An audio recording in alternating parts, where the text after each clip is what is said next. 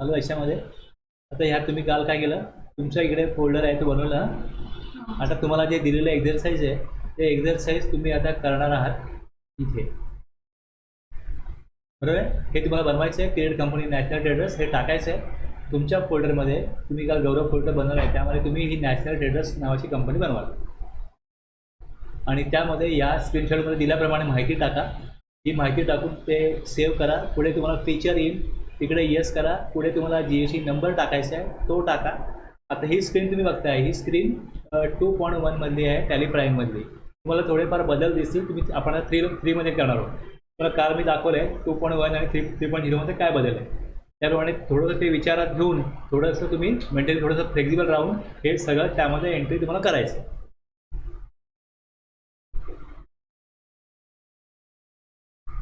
तर इथे क्रिएट देऊ हे करायचं आहे.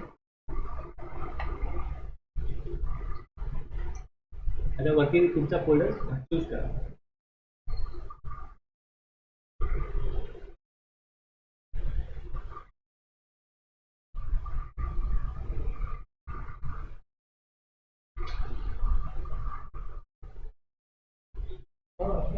बघा तुम्हाला, तुम्ही जसं एंटर केलं ना इकडे आलेलं आहे लर्नर्स/गौरव. अजून एकदा एंटर द्या, वरती येईल. आता द्या नॅशनल ट्रेडर्स.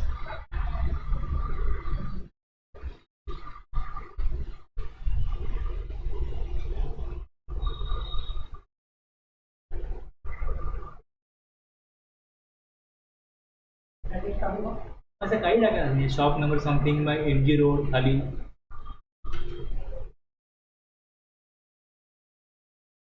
खाली खाली MG रोड खाली आहे. 2-3 लाईन वापरता येतात हे कळावं म्हणून.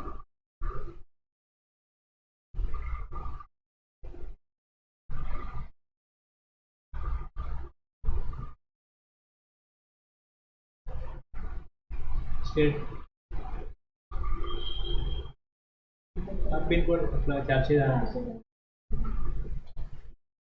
बाकी ठीक आहे, राहू दे. बाकी राहू. आता तुम्ही हे 23-24 घ्याल तर तिकडे तिकडे तिकडे त्याप्रमाणे एंट्री करा. तिकडचं 22 बघून कन्फ्यूज होण्याची गरज नाही. लक्षात द्या एवढं.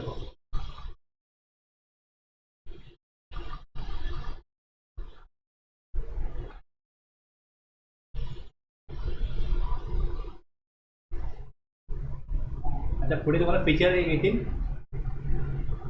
झालं का, पुढे फीचर दाखवलं.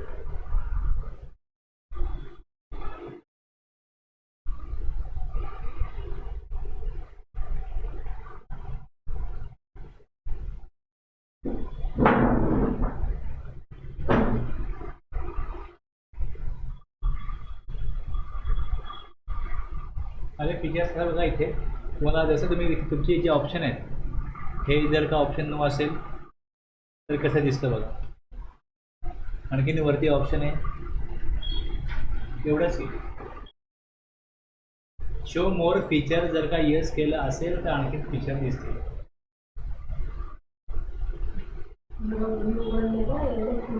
हां एवढं दिसत आहेत. जर इकडे येस केलं तर तुम्हाला आणखीन दिसतील.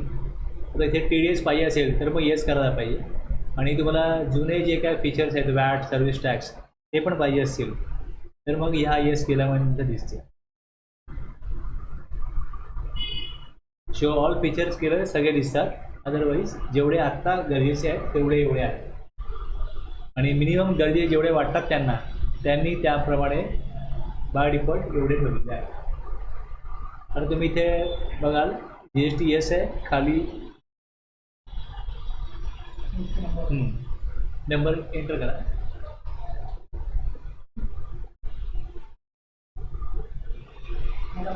हो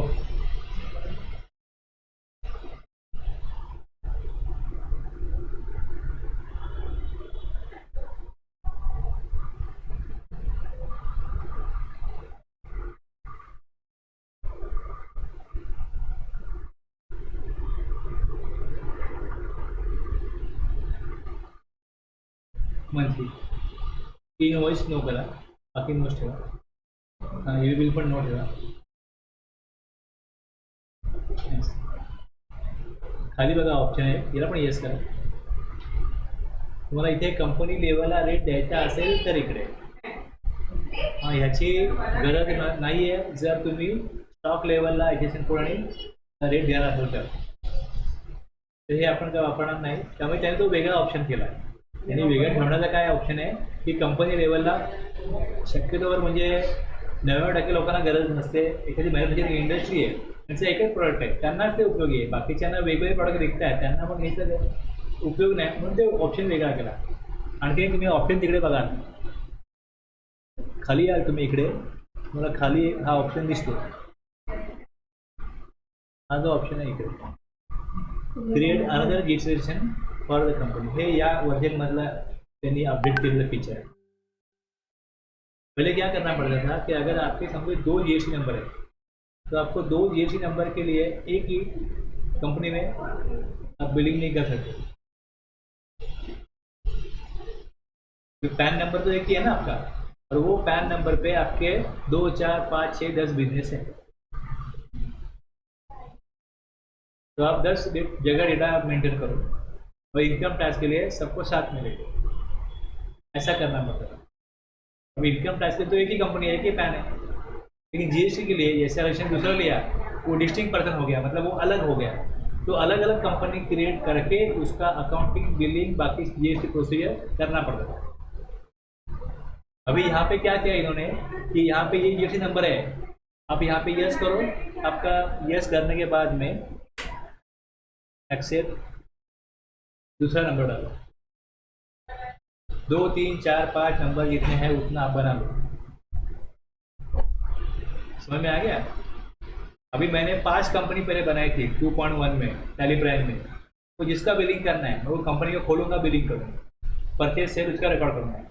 अभी एक ही अगर कंपनी में 2, 3 जीएसटी नंबर डाल दिए, जब परचेज सेल की आप एंट्री करोगे तो वहाँ पे ऊपर आपको कंपनी चूज करनी पड़ेगी कि कंपनी कौन सी है. मतलब आपका जीएसटी नंबर कौन सा है, महाराष्ट्र वाला है, गुजरात वाला है, गोवा वाला है, चूज करो, उसमें एंट्री करो.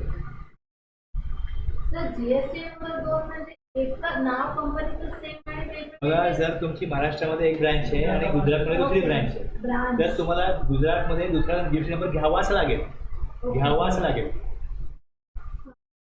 आणि समजा महाराष्ट्रामध्ये पण समजा डीमार्ट आहे, त्यांची आता 4-5 ठिकाणी स्टोर आहे, तर त्यांना प्रॉब्लेम काय बघा लक्षात घ्या की ज्या वेळेस तुमचे 2 वेगवेगळ्या एरियामध्ये 2 बिझनेस आहेत.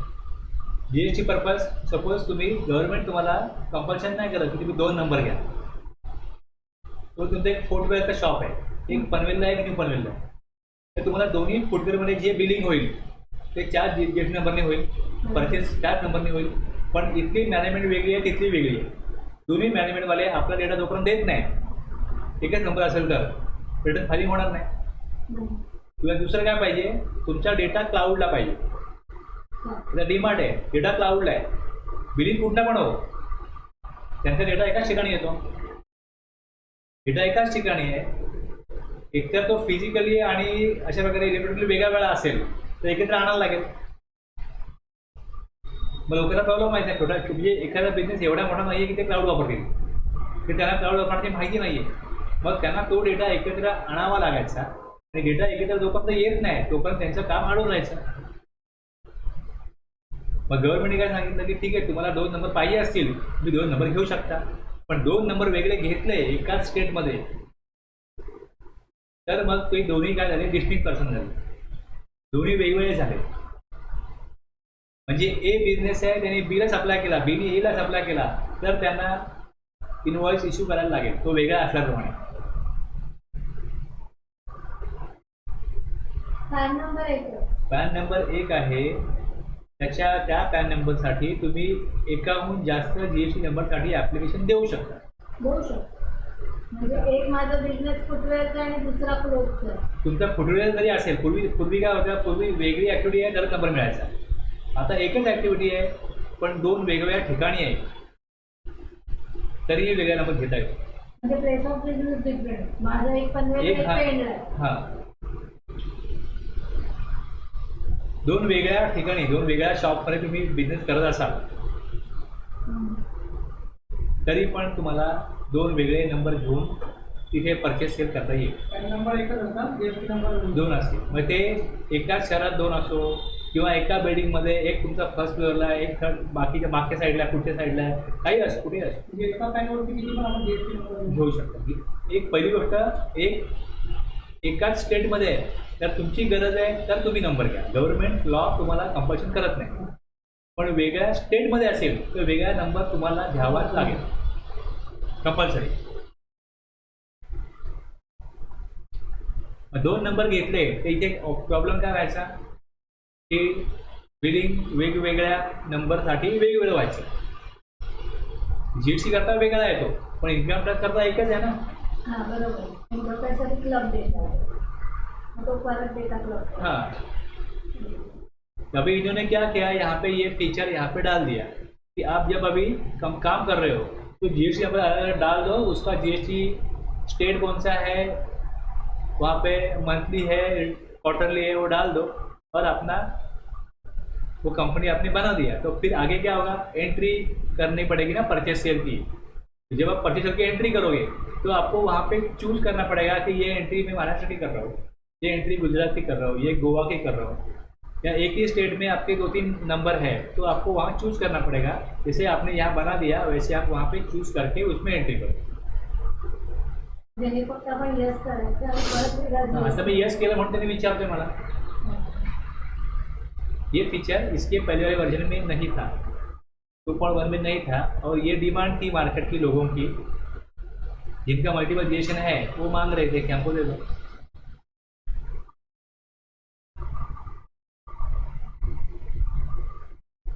हो गया ये. ऍक्च्युली हा प्रश्न आपली याची बिलं बघितल्यावर पडला होता. म्हणजे विजय सेल्स बघा इकडे हो. आहे तरी त्याचा GST म्हणजे मी 2 वेगवेगळ्या ठिकाणावर वस्तू घेतलं ना, म्हटलं GST नंबर वेगवेगळा आहे. ते मी तिथेच केल्यानंतर काही विचार नव्हता. बरोबर आहे. आणि ती सेम कंपनी तो हा ऑप्शन ऑफ करून हां. पूर्ण डेटा कंबाईन होईल.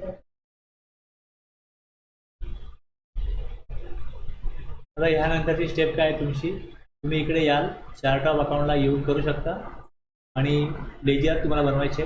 लेजरला याल, तुम्हाला लेजरमध्ये काय होईल, लेजर आपके जो भी है वो 4 कैटेगरी में आते हैं.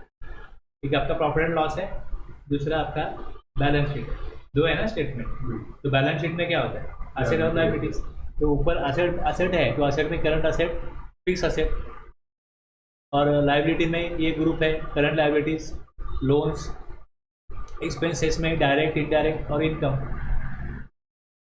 तो प्रॉफिट एंड लॉस में क्या होता है, इनकम एक्सपेंसेस. तो ये मेन 4 ग्रुप हो गए. कोई भी पर्सन बिजनेस करेगा तो उसको बिजनेस करने के लिए कुछ परचेज करना पड़ेगा, फिर वो सेल कर सकता है. और जब वो परचेज सेल करेगा तो उसके कुछ एक्सपेंस भी हो गए डायरेक्ट इनडायरेक्ट. सेल करेगा तो भी उसमें वैसे ही है. बाकी बिजनेस करने के लिए वो कुछ असेट लेगा, मशीनरी लेगा, बैंक में पैसा डालेगा, कैश रखेगा कुछ भी ट्रांजेक्शन को करने के लिए. और ये पैसा वो कहाँ से लेके आएगा, हो सकता है कंपनी है तो वो शेयर इशू करेंगे, लोन लेंगे. तो अपने 2 स्टेटमेंट है, प्रॉफिट एंड लॉस और बैलेंस शीट, उसका इफेक्ट उसमें ही जाता है. सारी एंट्री आपने कर ली तो कंपनी की पोजीशन कैसी है ये कहाँ मालूम पड़ता है, बैलेंस शीट में मालूम पड़ता है. कितना डेटर है, कितने क्रेडिटर है, कितनी असेट है तो लोन कितने हैं, या किसी को पैसा दिया हुआ है तो वो कितना है, कितना पैसा आने का है. तो ये 4 मेन ग्रुप हो गए. यहाँ पे जैसे ही आप जाओगे यहाँ पे आपको 4 ग्रुप दिखेंगे और इसमें ये बाकी सब ग्रुप है वो भी दिखते हैं आपको. तो जब भी आप कंपनी क्रिएट करते हो यहाँ पे 28 ग्रुप यहाँ पे दिखा रहा है. क्या दिखा रहा है, जैसे आप कंपनी क्रिएट करोगे आपको यहाँ पे दिखेगा 28 ग्रुप. और 2 लेजर आपको बने बनाए मिलेंगे. 2 लेजर ऐसे हैं जो सबके होंगे, एक प्रॉफिट एंड लॉस और दूसरा कैश. कैश ऐसे नहीं होती है कि कैश बैंक ऑफ इंडिया की है, IDBI बैंक की है. बैंक अकाउंट आप जिस बैंक में ओपन करोगे वो आपका बैंक अकाउंट होगा, लेकिन कैश सबका तो वही होगा. और बिजनेस करने का अल्टीमेटली पर्पज़ ही ये है कि आप कुछ प्रॉफिट पैसा कमाना चाहते हो. तो प्रॉफिट एंड लॉस अकाउंट जो दिख रहा है आपको यहाँ पे, ये यहाँ पे आपको बनाए मिलेगा एक. और दूसरा कैश जो है वो भी रेडी मिलेगा. समझ में आ गया. अब मैंने एक सॉफ्टवेयर देखा था बिजी करके, उसमें जैसे हम कंपनी बनाते हैं उसमें ऐसे 400-500 लेजर बन के मिल जाते हैं पहले ही. कंपनी बन जाएगी ना, तो वहाँ पे travelling expenses, transportation charges, electricity charges सब मुझे वहाँ मिल जाते हैं। एक ऑप्शन क्या है कि आपको लेजर बनाने के लिए वो बोला जाएगा, या दूसरा ऑप्शन जो लेजर लगते हैं, अब लगते कितने हैं, जो 50 लेजर मुझे लगेंगे उसमें से 20-30 आपको नहीं लगेंगे। तो अगर वो सबके लिए बना रहे तो सबको जो लगते हैं वो मिला के उनके 400-500 लेजर सामने दिखते हैं। जो नया यूज़ करने वाला है वो तो इतना टेक क्या आ गया सामने, मेरा वो तुम्हारी मार्केट की रिक्वायरमेंट है। कुछ लोगों को अपना अपने से कुछ करना ही नहीं है, तो जो सामने दिख रहा है उसमें से यूज़ करो। दूसरा ऑप्शन आप बनाओ, यूज़ करो जो चाहिए हो। तो इन्होंने ये ऑप्शन चूज़ किया, तो लोग दोनों मांगते हैं अरे हमको ही बनाना पड़ेगा, तो उन्होंने वो बना के दे दिया। अब इतना क्यों आ गया, इतना कचरा क्यों है? मैंने आपको नहीं चाहिए वो निकालो, जो नहीं चाहिए वो निकालो, जो चाहिए वो रखो। समझ में आ गया ना? मशीनरी है, कंप्यूटर है, उन्होंने सबको डाल के दिया है वहाँ पे। ये मैंने देखा था। कोई सॉफ्टवेयर वाला ऐसा वहाँ पे ऑप्शन दे सकता है कि आपको लेजर एडिटर बना के चाहिए कि नहीं चाहिए, आगे पूछेगा। अगर ये बोलेंगे तो बना के मिलेगा, नहीं बोलेंगे तो आपको बनाना पड़ेगा। ऐसा भी ऑप्शन आ सकता है। लोग जैसा डिमांड करते हैं वैसी सॉफ्टवेयर कंपनी उसमें क्या करती है, फीचर्स या कोई ऐसा सेटिंग दे देते। ठीक है ना? इथे काय तुम्हाला दिसतं, कॅश बनवून दिलेली आहे आणि प्रॉफिट अँड लॉस 2 लेजर आहे। आणि जसं आपलं प्रॉफिट अँड लॉस आणि बॅलन्स शीट आहे त्यामध्ये 4 कॅटेगरीमध्ये आपण जे वापरतो त्यामध्ये ग्रुप आहे। जैसे यहाँ मैं क्लिक करता हूँ लेजर व्यू क्लिक करता हूँ, चेंज हो गया चेंज। जैसे चेंज हो गया अभी आगे आपको यहाँ पे ये लेजर बनाने करा खाली दिसतं ना क्रिएट मास्टर। मी तुम्हाला जे बनवून दिलं होतं त्याच्या पुढे तुम्हाला काम करायचं आहे। F5 करा लेजर व्यू, हां F5 लेजर हे आलंय। खाली बघा क्रिएट मास्टर आहे, खाली खाली खाली बघा स्टेटस बार आहे, Alt C हां क्रिएट। आता परचेस आहे,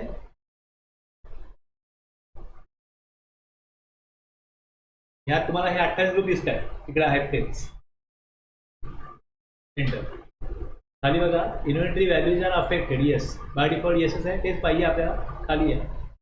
आता पुढे काय आलं, stability details include inaccessible value. आता ह्याच्यामध्ये आत्ता नॉट ॲप्लिकेबल द्या, ते त्यातनं GST कधी द्यायचं आहे हे मी तुम्हाला वेगळ्या एक्झाम्पलला सांगेन। आता एवढं द्या नॉट ॲप्लिकेबल, आणि इथे खाली GST ॲप्लिकेबिलिटी वरती जे लेजर आहे परचेस त्याला GST ॲप्लिकेबिलिटी आहे, ॲप्लिकेबल आहे। आता इथे तुम्हाला कशा प्रकारे त्याला द्यायचं आहे, as per company group, specify detail here, कळलं आहे? तर ही ॲज पर कंपनी ग्रुप दिलं, इथे पण खाली GST rate as per company group, enter. ते बनलं, झाले 3। हे तुम्ही जे बनवलंय परचेस, ते परचेस अंडर परचेस अकाउंट आलेलं आहे, हे तुम्हाला कळलं। तुम्ही जेव्हा पार्टी बनवाल त्या तिकडे तुम्हाला state name, GST registration type, GST आणि हे येईल। आता आपण बनवलं परचेस, सेम सेल बनवा, क्रिएट मास्टर सेल्स।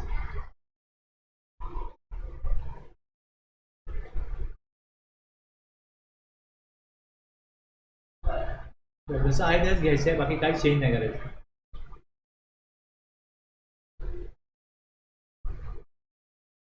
पुढे GST घ्या, म्हणजे जेव्हा परचेस किंवा सेल करा त्यात रेकॉर्ड झालं ना GST duties and taxes GST। तर हे GST पाहिजे सेंट्रल टॅक्स करता, GST रेट न करा, नॉट ॲप्लिकेबल।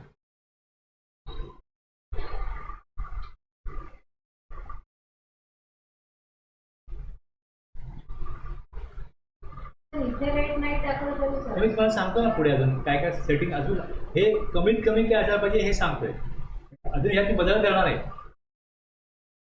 आपने जो भी देखा होगा, अरे हमने ऐसा नहीं देखा, हमने ऐसा देखा है, तो जो भी आपने देखा होगा वो सब कुछ मैं यहाँ पे आगे करके दिखाऊँ।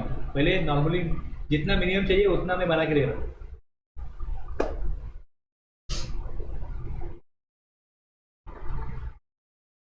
पुढे बघा, इथे साईडला बघा अजून काय ते झालं तुमचं परचेस झालं. पुढे याल, सेल्स झालं.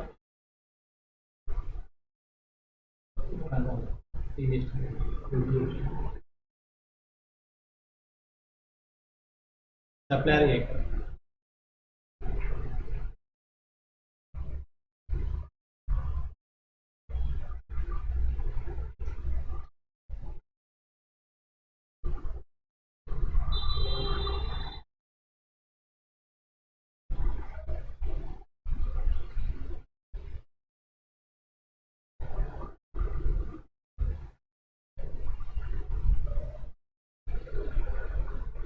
तर accept करतो. नाही तिकडे तुम्ही जीएसटी नंबर त्याला पाहिजे ना पुढे.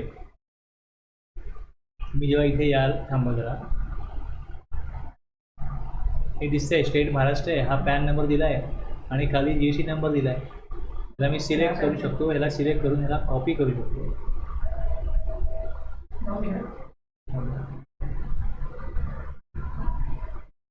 आणि इथे खाली रेग्युलर इथे आहे ना, इथे यायचं आहे रेग्युलर एंटर, इथे कंट्रोल व्ही करा, येईल. जर पुढे स्पेस वगैरे आला ना कॉपी होऊन, मग तो एरर दाखवतो. नंबर चुकीचा गेला तर एरर दाखवतो. सपोज इकडे तुम्ही 1/3 दिला आहे, तर राहिला टाकायचं असं, ते एरर दाखवतो. म्हणजे त्यांच्या डेटाबेसमध्ये सगळे नंबर स्टोर आहे सॉफ्टवेअरमध्येच. जर एखादा नंबर बंद झाला असेल किंवा त्यात नसेल तर तो या प्रकारे सांगतो इनव्हॅलिड किंवा इनकम्प्लीट. वॉर्निंग देईल आणि पुढे जाईल, हे लक्षात घ्या. वॉर्निंग देईल आणि पुढे जाईल. मला लॉक नाही होत तिकडे, पुढे जायचंच नाही असं मला रिस्ट्रिक्ट नाही करत.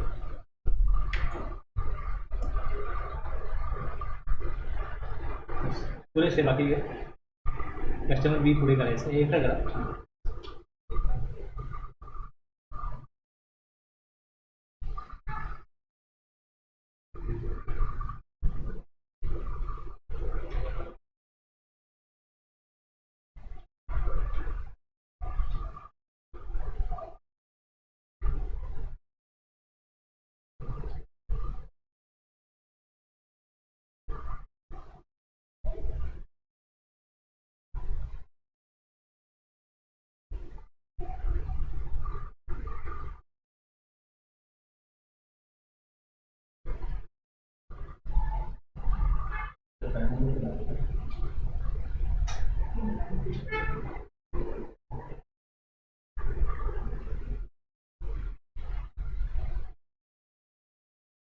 अभी आपको TDS वगैरह डिडक्ट करना रहेगा ना, तो पैन लगता है, इसके लिए वो पैन का ऑप्शन रखा हुआ है. अभी हमको रिक्वायरमेंट नहीं है, इसके लिए मैंने वहाँ पे डालने के लिए नहीं बोला, लेकिन ऑप्शन है, ये मालूम पड़ना चाहिए, इसके लिए मैंने उसमें इस साइड में दिया हुआ है.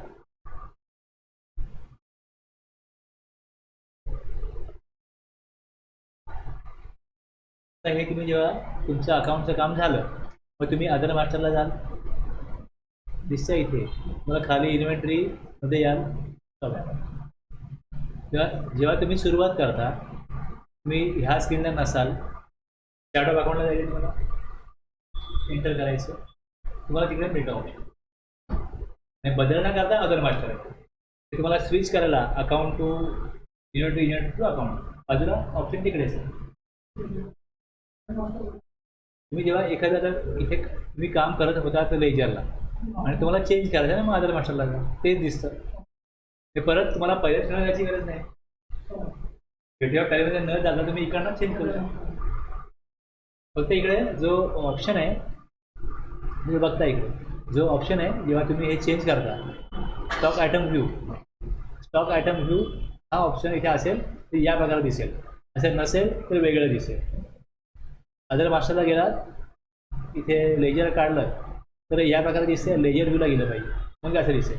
सेम अदर मास्टरला गेलात, स्टॉक आयटम घेतला तर व्ह्यू बघा, मी तुमचं स्टॉक आयटमचं नाव काय, अंडर, युनिट, त्याचं पुढे रेट, सगळं हे दिसलं पाहिजे का, हा व्ह्यू पाहिजे.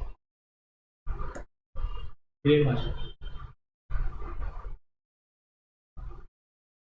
आता तुम्हाला हे 2 ग्रुप दिलेत, एक ग्रुप दिला हाऊस होल्ड आणि दुसरा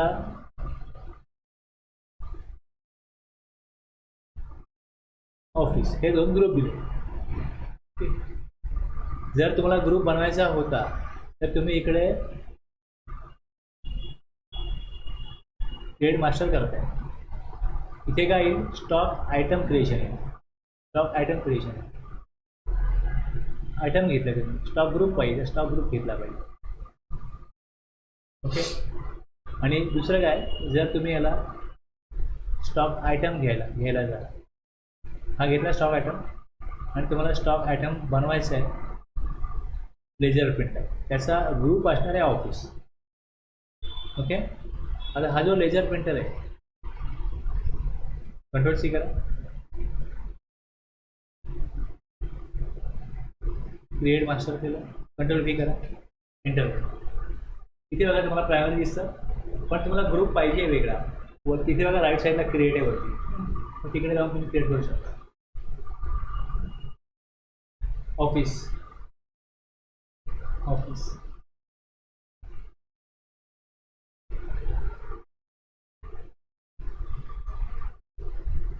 as per company stock group जे आहे तेच ठेवायचे. जर तुम्हाला या लेवलला स्टॉक ग्रुप लेवलला रेट टाकायचा असेल तर तुम्हाला इकडे मग चूज करायला लागेल की स्पेसिफाईड डिटेल हिअर, या ग्रुपसाठी तो रेट असेल. इथे ऑफिसमध्ये मी जे काही आयटम क्रिएट करेन, आयटम ए, आयटम बी, आयटम सी, तेव्हा मी देईन की ऑफिस, तेव्हा जीएसटी रेट तो येईल. जीएसटी रेट पहिल्यांदा कंपनी लेवलचा लागतो, मग स्टॉक ग्रुप लेवल, मग स्टॉक आयटम, म्हणजे त्या ग्रुपमधला एखादा स्टॉकचा रेट बदलला तर तुम्ही तो रेट बदलला तर मग ग्रुपचा रेट घेणार नाही, तो कोणाचा घेईल, तो स्वतःचा घेईल. मग जेव्हा तुम्ही एंट्री करा परचेस किंवा सेल, तेव्हा ती परचेस किंवा सेल करता पण ग्रुप आहे, तुम्ही तिथे पण रेट देऊ शकता. आणि शेवटी अल्टिमेटली काय, ते सेल किंवा परचेस लेजर आहे. जो रेट तुमचा लेजरला आहे तोच रेट फायनल असेल. सेल ओव्हरहेड करतो त्याच्या ग्रुपला, ग्रुप ओव्हरहेड करतो स्टॉकच्या ग्रुपला, स्टॉक आयटमला. स्टॉक आयटम जो आहे तो ओव्हरहेड करतो स्टॉक ग्रुपला, आणि स्टॉक ग्रुप ओव्हरहेड करतो कंपनी लेवलला. पहिले बनवले आपण कंपनी, मग बनवला आपण स्टॉक ग्रुप, मग बनवला स्टॉक आयटम, मग आपला जो सेलचा लेजर आहे त्याला पण ग्रुप आहे. पहिले ग्रुप येतो मग लेजर येतं. कळलं? पाहिजे लिहून घ्या, पहिले काय येईल. सगळ्यात पहिले कंपनी येईल, सगळ्यात पहिले कंपनी. हां, कंपनी. कंपनीला ओव्हरहेड करेल स्टॉक ग्रुप, स्टॉक आयटम, नंतर लेजर ग्रुप. लेजर ग्रुप आता सेल किंवा परचेस, तुमचं जे लेजर आहे तुम्ही परचेस @5%, पण त्याचा ग्रुप काय परचेस आहे ना, मग त्या लेजरचा तो ग्रुप झाला ना, लेजर ग्रुप.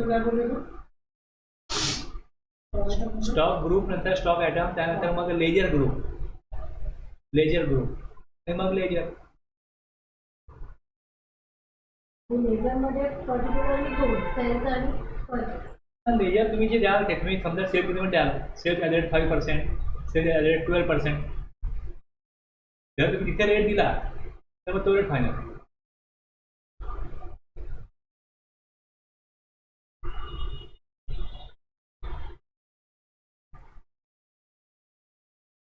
हे झालं तुमचं ऑफिस ग्रुप झाला. आता बघा तिकडे परत विचारलं युनिट काय, इथे पण ऑप्शन आहे क्रिएट. युनिट क्रिएट झालेलं नाही आहे, किंवा समजा तुमच्याकडे 4-5 युनिट आहेत आणि तुम्ही आता तो स्टॉक बनवत आहे, ते युनिट वेगळं असेल तर परत इथं बाहेर जायची गरज नाही, इथेच क्रिएट आहे. यहाँ पे क्लिक करो, क्रिएट पे बना दो जो चाहिए. जो एनओएस है तो एनओएस देंगे, नंबर्स देंगे, एनओएस द्या. खाली फुल फॉर्म मध्ये नंबर्स NUMBERS, खाली यातना चूज करा, टाइप करा एनओएस, एंटर करा, बस कंट्रोल ए करा, सेव होऊन जाईल. डेसिमल वाले पे बैठता था एक बार. हाँ, डेसिमल अगर आपका, हाँ डेसिमल पे हाँ मैं एक बार आइटम एंट्री हो गई, उसके बाद तो चेंज नहीं होगा, नहीं. उसमें मैं फंस गया था. हाँ 2 का डाल दिया था. हाँ और वहाँ पे क्या, जब डॉलर से रुपये में डालते हैं या जब करेंसी का था तो वहाँ पे पॉइंट बढ़ते हैं, हाँ वहाँ पे राउंड ऑफ जल्दी नहीं होता है. वहाँ पे यही नहीं रहता। देखो हर एक सॉफ्टवेयर का बिहेवियर रहता है और उसका भी रीजन भी रहता है, तो वो समझना पड़ता है कि यहाँ पे एक्झॅक्ट मुझे क्या चाहिए कुछ चाहिए. ते पॉईंटमध्ये तुम्ही विकेर असाल ना तर ते लागतं. आता आपण समजा जो आयटम घेतोय लेझर फिटर हा काय असा 1.25 पावणे असा विकला जात नाही. आमचं पण झालेलं आम्ही डेसिमल मग वाढवले तेच ना 3 केलं ते. एक बार माझा टर्नचा ब्रास होतो ब्रासचा टर्न होतो. हां एक बार 3 हो गए तो फिर चेंज हो गए तो सब पे 3 जीरो आते रहेगा वो पूरे पता अकाउंट है में दिखता वो है नहीं है वो कुछ नहीं कर सकते. फिर दिखने में भी बहुत ऑडी सा लगता है वो पूरा पूरा पूरा स्किन पे जो वही जो डेसिमल है ना वो अलग अलग सॉफ्टवेयर में अलग अलग तरीके से होता है, थोड़ा पॉइंट में फर्क आता ही है. त्याचा इफेक्ट दाखवा ना म्हणजे कसा काय कुठला टेस्टी म्हणता इफेक्ट.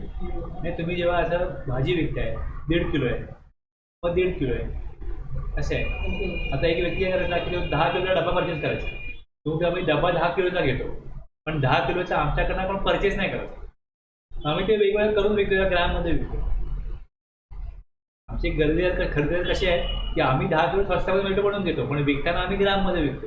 तर मला कसं कळणार स्टॉकमध्ये शिल्लक किती आहे. मग तिकडे परत युनिट असतात की कंपाऊंड युनिट. मग इकडे याल हे जे बनवलं हे वरती तुम्ही बघता इकडे हे जे आहे हे वरती सिम्पल आहे, तिथे ऑप्शन चेंज होऊन येतो कंपाऊंड. ते तुम्हाला द्यायचं आहे की हे किती मिनटं आहे तर किती मिनटं आहे किती सेकंड. तुम्ही कधी हायरिंग देत असाल की हे मशीन दिलं तर आवरवर रेट आहे पण 1 तास 30 मिनटं आहे 1 तास 40 मिनटं असं रेकॉर्ड करायचं आहे. बरं. मग त्यावेळेला तुम्हाला तो ऑप्शन जो आहे डेसिमल हा वापरायला लागतो. मग किती सेकंड म्हणजे किती मिनटं ते किती आवर याप्रमाणे तुम्हाला ते कन्वर्ट करायला लागतं.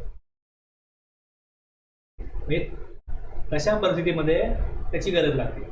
पण तुमच्याकडे आता लेझर प्रिंटर आहे याच्यामध्ये असं काही नाहीच आहे 1 2 3 4 हे जाणार मधले आकडे येणारच नाही. 1.2 1.5 किंवा काय येणार नाही. हे असे जे विषय आहेत ना की याच्यावरती एक वेगळं एक्झरसाइज घेऊन त्याच्यावरती 1 क्लास होऊ शकतो असे ते विषय.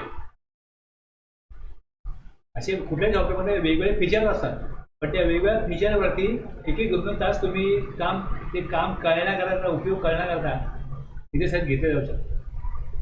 त्याला त्याची गरज आहे तेवढी गरज आहे त्याकरता मग तेवढं तुम्हाला शिकण्याकरता वेळ द्यावा लागेल. रेसिपी का यूज़ कैसे करना है आपको देखना है. वैसे आप यूट्यूब में जाओ सर्च करो आपको मालूम पड़ेगा कैसे करना है यूज़. जैसे मैंने ये अभी आवर मिनट का बोला तो मेरे पास ऐसे एक रिक्वायरमेंट थी कि उनको चाहिए था वैसे तो उन्होंने क्रेन दिया रेंट पे तो वो आवरली बेसिस पे चार्ज करते कितना आवर लिया कब लेके गए कब पहुंचाया आवरली रेट चार्ज करेंगे. मेरा कैसा लगता है मेरा किलो में परचेज मेरा एग्रीकल्चर कमोडिटी होता है किलो में परचेज कर रहे थे टन में उसको एक्सपोर्ट करते थे. जब सामने वाले को मिलता था उस पर डिफरेंट मतलब थोड़ा सा फर्क आता था वेट लॉस का तो वो किलो में दिखाता था. वहाँ पे डेसिमल बदल जाते थे 3 4 डेसिमल आ जाते थे. 1000 किलो का एक टन बना जाता था. बरं. अभी यहाँ पे आप क्या करोगे आगे स्टॉक आइटम जो है अभी हमने वहाँ पे देखो कंपनी लेवल पे कोई रेट नहीं दिया ग्रुप को कोई रेट नहीं दिया. अब यहाँ पे हम क्या करेंगे वो स्टॉक आइटम हर एक स्टॉक आइटम का HSN कोड है तो हम क्या सेटिंग करेंगे कि यहाँ पे देंगे स्पेसिफाई. एक वहाँ पे देखो एक और भी ऑप्शन है शो मोर करते हैं तो यहाँ पे देता है स्पेसिफाइड वाउचर. स्पेसिफाइड वाउचर जब मैं एंट्री करूँगा वो स्टॉक आइटम चूज करूँगा तो उसका HSN और उसका रेट मैं वहाँ पे दे सकता हूँ एंट्री करते वक्त. म्हणजे इथे मी देऊन ठेवणार नाही आत्ता मी एंट्री करीन आणि त्यात जेव्हा स्टॉक आयटम वापरीन त्यावेळेस एंट्री करत असताना मी HSN रेट देऊ शकतो.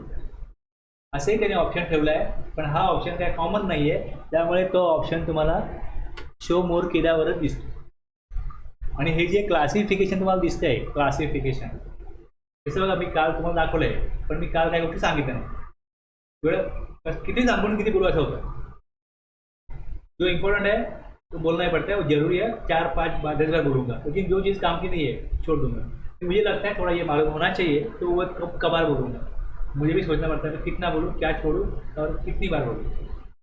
जो चीज़ आपके दिमाग में घुसनी चाहिए मैं 10 बार बोलूँगा भले आप बोलो जाओ क्योंकि हर बार आदमी सुनता जरूरी नहीं ना.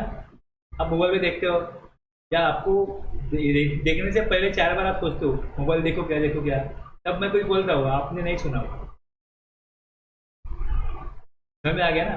तो मुझे लगता है कि ये नहीं सुना होगा तो ऐसा नहीं होना चाहिए कि नहीं सुना है, तो मैं 3-4-10 बार बोलूँगा जो चीज़ आनी चाहिए अपनी माइंड में, मुझे रिपीट करना पड़ता है। सब लोग बैठे हुए यहाँ रहते हैं लेकिन दिमाग उनका बाहर रहता है। हो सकता है मैं भी स्कूल में था, मैं भी स्टूडेंट अभी भी हूँ, होता है ना ऐसा आदमी का, हर इंसान में होता है। इसके लिए जो चीज़ काम की अभी ये काम की नहीं थी तो मैंने छोड़ दिया था, लेकिन अभी यहाँ पे दिया शो मोर करेंगे वो आ जाएगा। वैसे क्लासिफिकेशन है, क्लासिफिकेशन में उन्होंने दिया हुआ है। पहले क्या था, पहले वाले टैली के वर्जन में अगर वैट का रेट 5% है तो 5 वो वहाँ सेटिंग में ही मिलेगा। तो उसका जो रेट है उसका वहाँ पे क्लासिफिकेशन इसका रेट कितना है वो वहाँ पे उन्होंने बना के रखा था। तो वो क्लासिफिकेशन यूज़र को एडिट करने के लिए नहीं मिलता था, मतलब वो सिस्टम में अपडेट होगा तभी आपको रेट मिलेगा। तो जब अगर टैली मैंने खरीद लिया है तो टैली का रेट अभी वैट का रेट 5% है और गवर्नमेंट ने 5.5% कर दिया और मेरे पास टैली का सब्सक्रिप्शन एक्सपायर हो गया तो मुझे 5.5 रेट नहीं मिल रहा। आप सब्सक्रिप्शन लो फिर मिलेगा। समझ में आ गया। सर्विस टैक्स है उसका रेट 12% है, अगर वो 12 से 12.5 हो गया 14 हो गया तो वो सेटिंग आपको नहीं मिलेगी क्योंकि आपके पास सेटिंग में वो दिखेगा ही नहीं रेट आपको। अभी कैसे हम यहाँ बनाते हैं रेट डिफाइन करते हैं ना, वैसे पुराने वाले वर्जन में नहीं था अभी ERP। दूसरी भी सॉफ्टवेयर कंपनी थी, उनके सॉफ्टवेयर में आप रेट दे दो आप काम करो, ऐसा ऐसा उनका फीचर था। और फिर वो ऐसा मार्केटिंग कर देते, देखो टैली में ऐसा नहीं होता, आपको सब्सक्रिप्शन लेना ही पड़ेगा। हमारा एक बार ले लो कितनी बार भी आप अपडेट करो, चार्जेस नहीं है फीचर में आपको। तो फिर इन्होंने क्या किया, इन्होंने क्लासिफिकेशन क्रिएट करने का ऑप्शन दिया कि आप क्रिएट करो। लेजर बनाया हमने वैट एट 5%, लेकिन वो रेट वहाँ से ही आएगा, आप रेट डिफाइन नहीं कर सकते भाई। हम रेट डिफाइन करते हैं ना रेट GST में 5, 12 ऐसा पहले नहीं करते हैं। आता था सर्विस टैक्स के वैट के उस वर्जन में, जब उस टाइम पे चेक करता था। फिर बाद में इन्होंने चेंज करके ये क्लासिफिकेशन वाला ऑप्शन निकाला कि आप डिफाइन करो आपको मिल जाएगा। अभी हम डिफाइन जब लेजर बना रहे तभी भी कर सकते हैं और क्लासिफिकेशन से भी आ सकता है। तो अभी क्लासिफिकेशन हम यूज नहीं करते फिलहाल, पहले बना के रखो और फिर उसको चूज करो ये क्लासिफिकेशन, वो रेट उसमें जो रेट डिफाइन किया हुआ है वो आ जाएगा। तो यहाँ पे अलग से उन्होंने डिफाइन करने का ऑप्शन दिया हुआ है, तो हम क्लासिफिकेशन का यूज नहीं करते। लेकिन जो यूज करते हैं जिनको पहले वाले आदत थी इसके लिए वो ऑप्शन दिया हुआ है। तो अभी हमारे लिए ऑप्शन क्या है, आइदर हम बोलेंगे कंपनी स्टॉक ग्रुप या फिर स्टॉक फिर स्पेसिफाई हियर एंटर HSC।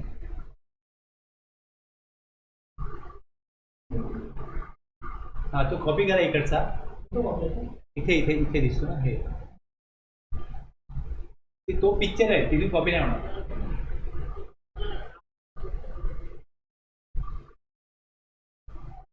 ठीक आहे ना, डिस्क्रिप्शन काय नाही ते पण तुम्हाला स्पेसिफाय करायचं आहे ना, रेट पण स्पेसिफाय करायचं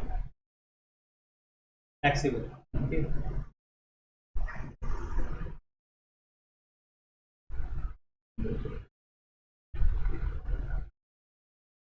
काय नाही, एक बनले अशाच प्रकारे तुम्हाला ज्या प्रकारे हा बनवला त्याच प्रकारे तुम्हाला पुढचे स्टॉक आयटम बनवायचे आहेत। हा सोप आहे, याप्रमाणे सोपचा घ्या।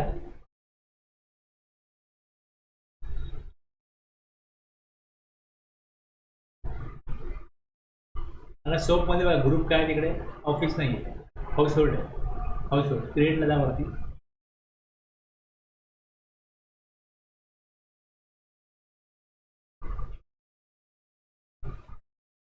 बाकी काहीच चेंज नाही करायचं, हाईटच घ्यायचं सगळं, कंट्रोल एक करू शकता।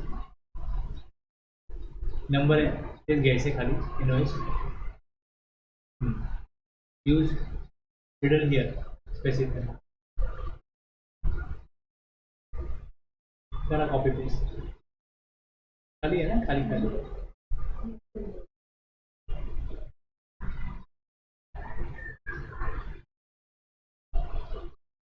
कारण ह्याच्यामध्ये जास्त चांगलं यूज करायचं ते स्पेसिफाय वर, स्पेसिफाय डिटेल्स म्हणजे आपल्याला 3 ते 4 ऑप्शन दिलेच आहे, पण म्हणतात की म्हणजे विचारते तुम्हाला smooth running of our account. हा तेच आहे ना, ते ज्यांच्याकडे अकाउंट जास्त रेट आहेत HSN आहेत त्यांना हेच वापरायला लागतं. 90% लोक हेच वापरतात. स्पेसिफिक. कंपनी वाला कौन यूज करेगा? जो एक ही प्रोडक्ट बना रहा है, एक ही HSN है, एक ही GST है, वही.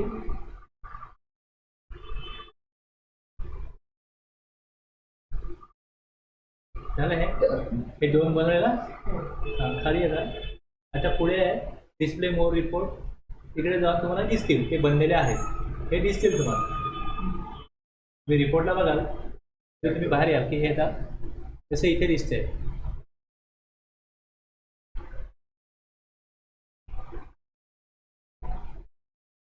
डिस्प्ले मोर रिपोर्टला याल, यामध्ये GST रिपोर्टला याल. तुमच्याकडे मी हे का दाखवतोय लक्षात घ्या जरा. GST rate set, top item,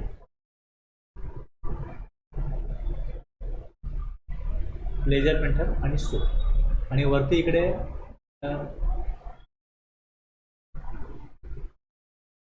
stock group primary है ना, primary HSN wise, HSN wise देखें, रेट वाइज ये बना दिया इस तरीके से. HSN दिखता है ना यहाँ पे. अल्ट सी खाली ऑप्शन नाही दिसत इकडे अल्ट सी करण्याचा. ऑप्शन दिसत नहीं है, ऑप्शन नहीं दिखा रहा है अल्ट सी, लेकिन करके देखो अल्ट सी हो रहा है. यहाँ पे आप स्टॉक आइटम बनाओगे तो स्टॉक आइटम जैसे ही बन जाएगा तो यहाँ पे रेट कौन से रेट में आ रहा है, उसका टैक्सेबल है, रेट है, HSN कोड है, आप सामने देख सकते हो. मतलब आप कोई भी चीज़ बना रहे हो, समझो कंटिन्यूस आपको बोला 400 आप स्टॉक आइटम बनाओ, तो पूरा दिन जाएगा. बीच में आप लोगों से कॉल भी करेंगे, कॉल भी आएंगे, आपको कुछ काम रहता है ना ऑफिस में. ऐसा नहीं कि आदमी वही काम करता है बैठेगा, तो उसका कॉन्सेंट्रेशन क्या होता है, बीच में ब्रेक होता है. मैंने कौन सा बनाया लास्ट, ये बनाया, नंबर प्राइवेट डाला कि नहीं डाला, तो देखना चाहिए ना, वेरीफाई भी होना चाहिए. हम यहाँ पे क्यों बना रहे हैं ये व्यू पे, क्योंकि यहाँ पे दिखने के बाद, बनने के बाद वो सामने दिखता है, तो जो इन्फॉर्मेशन वहाँ पे पुटअप होनी चाहिए बराबर हुई कि नहीं हुई, तो वेरीफाई करने के लिए ये स्क्रीन अच्छी है. बनाने के लिए आपको बहुत सारे रास्ते हैं, लेकिन जो रिजल्ट चाहिए आपको, एक्यूरेसी चाहिए, उसके लिए आप इसको चूज कर सकते हो. फिर मैं यहाँ पे आके बनाऊंगा. कळलं काय? त्यामुळे तुम्हाला हाही ऑप्शन उपलब्ध आहे. हे करण्याकरता फक्त हे दाखवलंय की इकडे तुम्ही गेटवे ऑफ एलिमेंट जा, या रिपोर्टला जा, आणि तिकडे जाऊन त्यांनी आता अजून एक ऑप्शन त्या मेनूमध्ये वाढवला आहे या व्हर्जनला, की डायरेक्टली येत नाही समोर. त्यामध्ये युटिलिटी नाव दिलं आहे, पहिले बाहेर होते, याच्या आज जाऊन ते युटिलिटी ॲपमध्ये.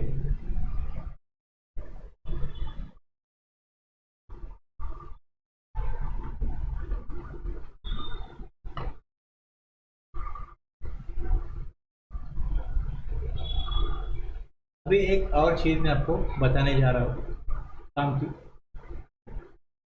मैंने आपको कल दिखाया एंट्री. तो जैसे आपने स्टॉक आइटम डाल दिया, नीचे आप टाइप करते हैं ना CGST AGST, और टाइप जब करते हैं आप, तो मतलब मैंने देखा ऐसा, ऊपर 10-15 आइटम है और नीचे टाइप करते हैं CGST 2.5%, CGST AGST 2.5%, फिर आगे 6% का CGST है, 6% का AGST. तो कभी भी क्या होता है कि जैसे काम चल रहा है, कोई पूछता है, ऑफिस में बैठे हुए हैं, तो इसका रेट क्या हुआ, इसका कॉल आया था, इसको कॉल बैक किया क्या, कोई पूछता है, तो डाल दिया CGST, फिर दोबारा वो CGST डालते दो बार, तो ये कम ज़्यादा होता है और वो वैसे ही चला जाता है, प्रिंट होता है डेटा वैसे ही. तो ये गलती ना हो. आपको मालूम है ना, ऊपर आपने स्टॉक डिफाइन किया, एक स्टॉक का रेट 5 है, दूसरे का 12 है, तो सिस्टम क्या कर लेगा, काउंट कर लेगा टोटल कौन से रेट का कितना GST हो रहा है, CGST कितना हो रहा है, वो अपने आप ही सिस्टम में आ जाएगा. उसमें टाइप करेगा ही नहीं, लेजर आप चूज करोगे नहीं, ऑटोमेटिक हो जाएगा. जितना चीज़ें ऑटोमेटिक हो सकते हैं उतनी हम ऑटोमेटिक करेंगे. तो उसमें ये प्रयास है कि इसमें ये प्रोग्रामिंग किया हुआ टैली ने कि ये आपका CGST, जैसे आपने परचेज डाल दिया, यहाँ पे परचेज डाल दिया, तो उसमें ऑटोमेटिक ही आप ये ऑप्शन पे जाओगे, उसमें आप बनाओगे। जैसे हम समझो मेरा, आप बोलोगे कि कभी कभी मेरा IGST भी रहता है, कभी कभी मेरा एक्सपोर्ट भी रहता है। तो जैसे आप यहाँ पे स्टॉक नेम ऑफ क्लास है, यहाँ पे आपको बोला गया कि आप दे दो परचेस इमेज, मतलब मेरा महाराष्ट्र में ही परचेस सेल हो रहा है। जब परचेस की एंट्री आप करने जाएंगे तो आपको पूछेगा कि परचेस कहाँ का है, आप बोलोगे परचेस इमेज, तो उसमें सीधे एग्जिस्ट आएगा। दूसरा आपका महाराष्ट्र के बाहर है, तो आप वहाँ पे नाम, ये आपके समझने के लिए आप यहाँ नाम दोगे purchase out of image, Maharashtra के बाहर है।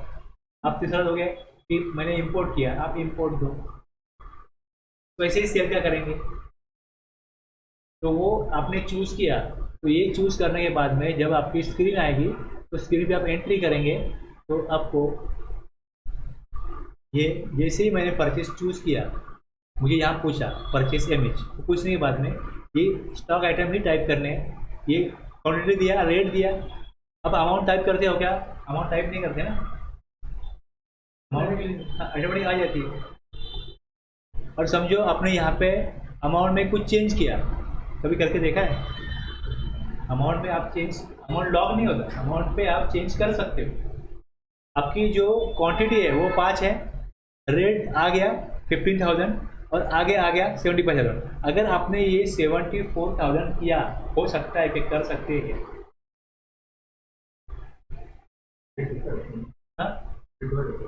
हाँ, तो फिर क्या होगा बघा कसं आहे की इकडे 5 क्वांटिटी 15,000 बाय डिफॉल्ट रेट है और यहाँ पे है 75,000। आप मेरे से मांग रहे हो कि मैं 73,000 आप अगर चार्ज करते हो तो ही मैं लेता हूँ, तो मुझे क्या करना पड़ेगा कि उसका रेट क्या होगा वो डालना पड़ेगा ना, मतलब कैलकुलेट करना पड़ेगा ना। तो अगर समझो मैं यहाँ पे टाइप करता हूँ 73,000, तो क्वांटिटी तो उतनी रहेगी ना, रेट में चेंज आएगा ना। जैसे यहाँ पे आप टाइप करोगे 73,000, इसका रेट अकॉर्डिंगली चेंज हो जाएगा। ये मार्केट की रिक्वायरमेंट हो सकती है कि नहीं हो सकती?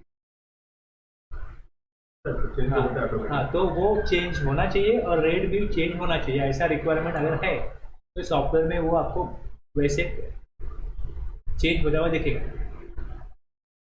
जनरल बात है, हे नॉर्मल बात आहे, हे लागतं लोकांना।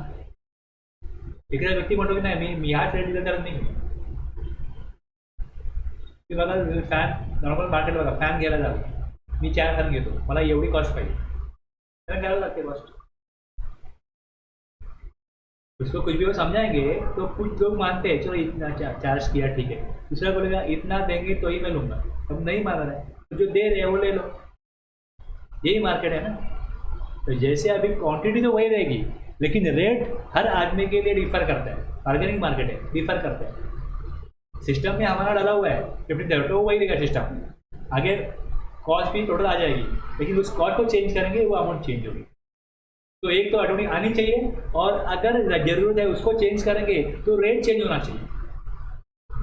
ऑटोमेटिक चीज़ें हो रही है, वैसे ही GST ऑटोमेटिक आना चाहिए तो ऑटोमेटिक आएगा, वहाँ टाइप करने की जरूरत नहीं यूज़र को, जो एंट्री कर रहा है बस। तो चीज़ें जैसे ऑटोमेटिक होनी चाहिए, कुछ बाय डिफॉल्ट होती है, कुछ हमको सेटिंग करनी पड़ती है, तो हम ये सेटिंग करने जा रहे हैं ये वाउचर टाइप को, ये वाउचर टाइप को हम सेटिंग करें। देखो मेरे को बहुत दिक्कत आती है जब लोग डेटा भेजते हैं ना, बहुत मिस्टेक उसमें, डेटा सब वेरीफाई करो कि 300 भी बनाए 500 भी बनाए, तो मैं बोल रहा था ये सारी चीज़ें नहीं चलेगी, तो मैंने फिर वो जो ऑप्शन थे वो सबको यूज़ करके वैसे बना के दिया, ये ऐसा करके भेजो आप, तो उनको मिनिमम मतलब चांस मिलता है गलतियाँ करने को। डेटा एंट्री ऑपरेटर कम से कम उसको चांस मिले गलती करने की, अब उसका रेट उसने जो था वो नहीं डाला, कुछ कर नहीं सकते, मतलब वो एरर नहीं है। क्वांटिटी उसने 40 थी वो 400 डाली तो वो एरर, तो वो यहाँ पे कोई एरर नहीं है। अब वो वैसी गलती होगी मालूम पड़ा उनको, तो फिर उनको बिल रिवाइज करना पड़ेगा, उसका क्रेडिट डेबिट बनाना पड़ेगा, वो करेंगे, लेकिन कोई गलत डेटा रिपोर्ट नहीं होगा गवर्नमेंट को। हम ये देख रहे हैं 2 बार CGST आ गया, तो ये पॉसिबल नहीं है ना, ऐसा होना नहीं चाहिए। जहाँ पे एक जगह पे डाला CGST 6%, दूसरी जगह पे डाला CGST 9%, ऐसा भी डेटा आता है। तो वो चांस देना नहीं है उनको। समझ में आ गया ना। उनको जैसे अभी समझो यहाँ पे मैंने दिया CGST उतना काफ़ी रहता है, लेकिन वो रिक्वायरमेंट है मार्केट की कि हमको रेट दिखाना है कि 5% का कितना है, 6 का कितना है, वो अलग अलग दिखाना है तो फिर वो रेट बनाना पड़ेगा। लॉ में ऐसा लिखा नहीं है आप वहाँ पे GST लगा के दिखाओ, यही दिया है। लेकिन जैसे उनको क्लियरिटी आने के लिए वो चाहिए तो वो बनाना पड़ेगा, फिर वो हम बनाएंगे तो फिर सेटिंग में भी वो ऑटोमेटिक आएगा। ये तो डिफरेंट करके मांगता है। देखो, एक लोगों की रिक्वायरमेंट, उनकी चॉइस, उनकी इच्छा, ये अलग बात है। लॉ में ऐसा चाहिए, अलग बात है। अगर आप जो मांग रहे हो वो लॉ परमिट करता है तो आप कर सकते हो अपने क्लियर के लिए, लेकिन जो लॉ परमिट नहीं करता तो कोई कुछ मांग नहीं सकता, देने की जरूरत नहीं है, तो फिर उसके ऊपर आ जाएगा वो।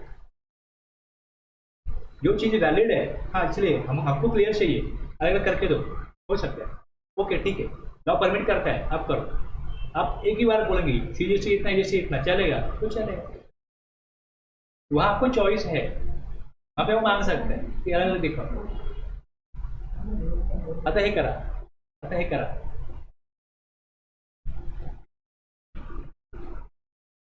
मैं क्या, इतना मैं क्यों बोलता हूँ मालूम है क्या, मैं लोगों को ऐसा बोलता हूँ कि आप एक सॉफ्टवेयर सीख लो, आप 10 सॉफ्टवेयर को आपको यूज़ करने को आना चाहिए। लेकिन क्या है, हर चीज़ को आपको सिखाया गया ऐसा कि विचार क्या करें, नहीं, विचार कैसे करना चाहिए ये सीखो। मैंने क्या पहले प्लानिंग करो, क्या करना है हमको, ऐसा करना है तो क्या रहेगा, मास्टर्स क्या होंगे, ये क्या होगा, तो किस तरीके से सोचना चाहिए, वो सोच जो है ना किस तरीके से आना चाहिए वो आप करो।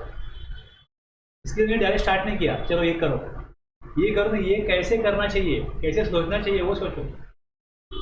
एक तरीका है सोचने का। जैसे आपने बोला फाइनलाइजेशन, तो मैंने आपको जवाब नहीं दिया, मैंने बोला सोचो किस तरीके से वो पूछ रहा है, किस तरीके से आपका जवाब होना चाहिए। तो आपकी सोच है ना, मैं मतलब सोचने का तरीका जो है आपको दे रहा हूँ, क्या सोचने का, क्या बताने का नहीं, कैसे सोचने का, कैसे बताने का।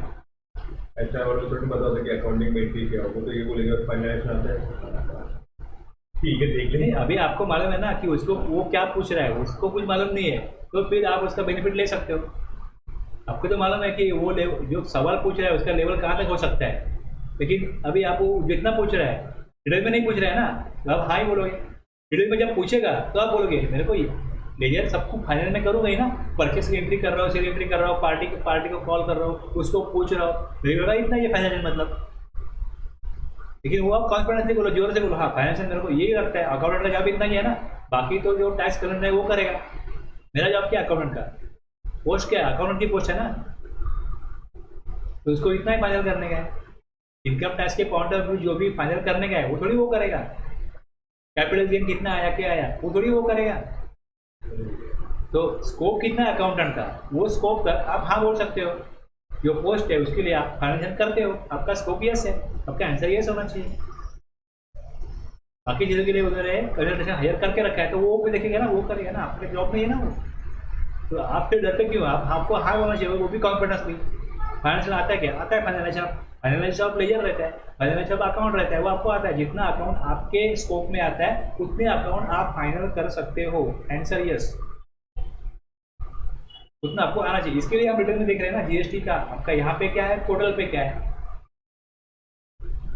तो डिटेल्स आप काट रहे हो, जो भर रहे हो बैंक में वो अपना अकाउंट किया ना, कर लिया, बस खत्म है। तो purchase, sale, bank detail, party detail और जीएसटी, टीडीएस, ये लेजर फाइनल हो गए। लोन होगा, लोन की एंट्री क्या, स्टेटमेंट होगा उसका, तो कितना इंटरेस्ट है, कितना प्रीपेमेंट है, वो एंट्री लोन का कर दिया, इतना ही स्कोप आता है अकाउंटेंट, इसके आगे नहीं।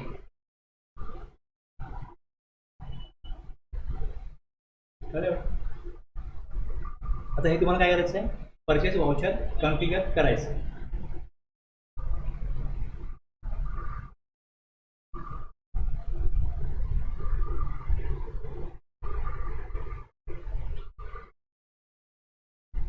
काय करायचं, लक्षात घ्या काय करायचं, तुम्ही स्टेप समजून घ्या। पहिली गोष्ट तुम्हाला, जसं तुम्ही इथे ये होतात, तुम्ही आता काय करताय, कसलं करताय, मास्टरचं करताय, तर तुम्हाला ज्या प्रकारे तुम्ही लेजर क्रिएट केले, स्टॉक आयटम क्रिएट केले, तसंच तुम्हाला इकडे आता ग्रुप झालं, लेजर झालं, इथे पण तुम्ही ग्रुप झालं, आयटम झालं, आता इथला वाउचर टाईपचा तिसरा ऑप्शन आहे ना, तुम्ही जर का वॉचर टाईप चूज करता परचेस किंवा सेल ते ह्यातलेच चूज करता, हे त्या ह्यातलेच चूज करता, ते लक्षात घ्या.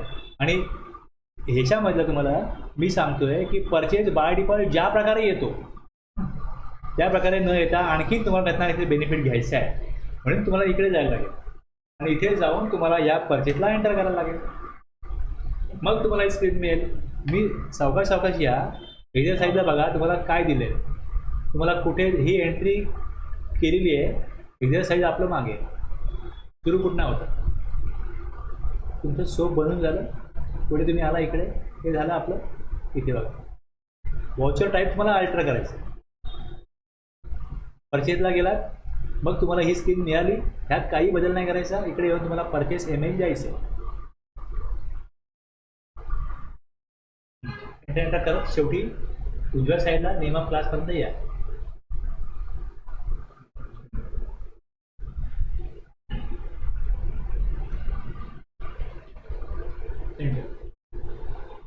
आता यामध्ये लेफ्ट साईडला बघा 2 कॉलम आहेत. एक डावीकडे आहे एक्सक्लूड दिस ग्रुप्स, थोडं बघा इथे दिसतंय exclude this groups, include this groups. तुम्ही जेव्हा एंट्री कराल त्यात तुम्हाला कुठले वेगळे दिसले पाहिजे किंवा कुठले हातले बघा. मी जेव्हा परचेसची एंट्री करतोय तर मला तिकडे वरती पहिले जेव्हा मी चूज करेन तर मला क्रेडिट दोन्ही दिसतात. मला यातलं काय तिकडे एक्सक्लूड करायचं आहे, यातलं कुठलं ते द्या. इंक्लूड हेच फक्त आलं पाहिजे ते द्या. अगर ये सब आपको कॉन्फ़िगर नहीं करना है तो आप यहाँ पे एंड ऑफ लिस्ट करके आगे चले जाएंगे. बाय डिफॉल्ट जो आ रहा है वो आने दो, जो नहीं आ रहा है छोड़ दो, मुझे कोई मतलब नहीं है उससे. परचेस यहाँ पे ये परचेस आना ही चाहिए तो परचेस आएगा ही. ओके, परचेस एंटर खाली.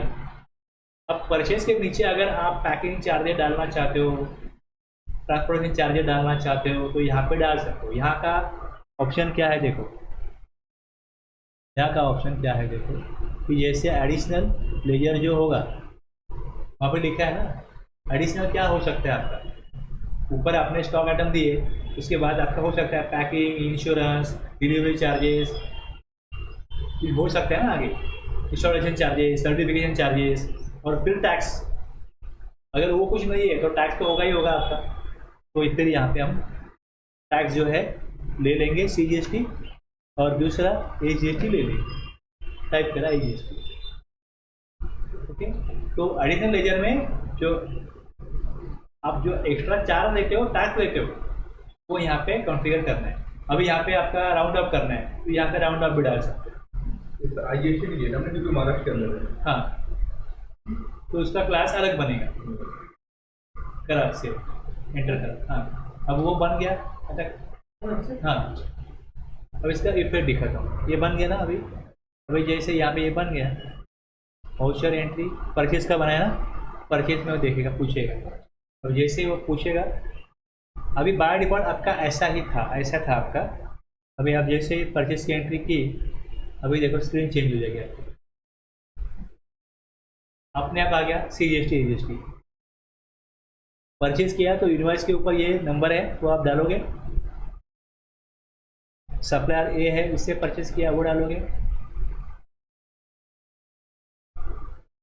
अब लेजर प्रिंटर है वो डाला, क्वांटिटी डाला, रेट,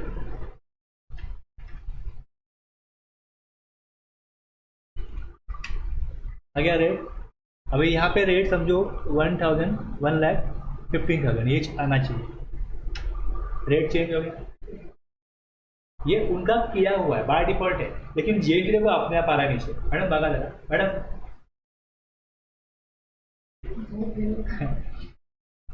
अब जैसे मैं यहाँ पे मैं चेंज करता हूँ,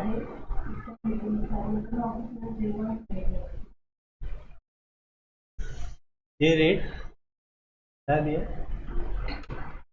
अभी देखो जो आप वहाँ पे अमाउंट डालोगे, ये अमाउंट डालोगे, जैसा अमाउंट यहाँ पे डाल दिया.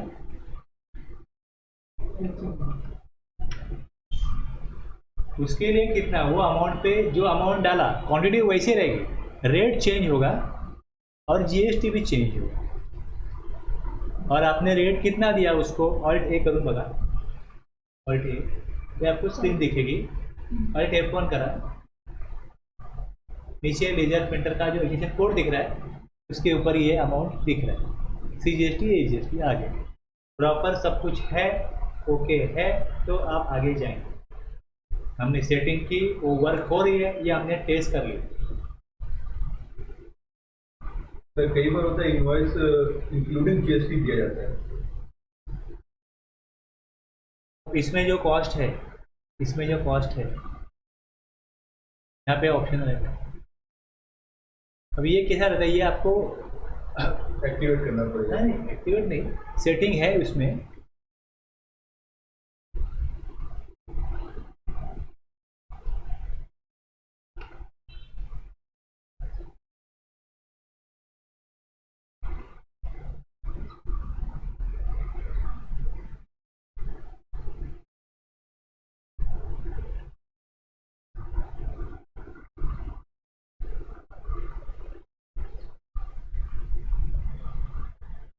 इंक्लूसिव ऑफ GST ऐसा ऑप्शन है वहाँ पे।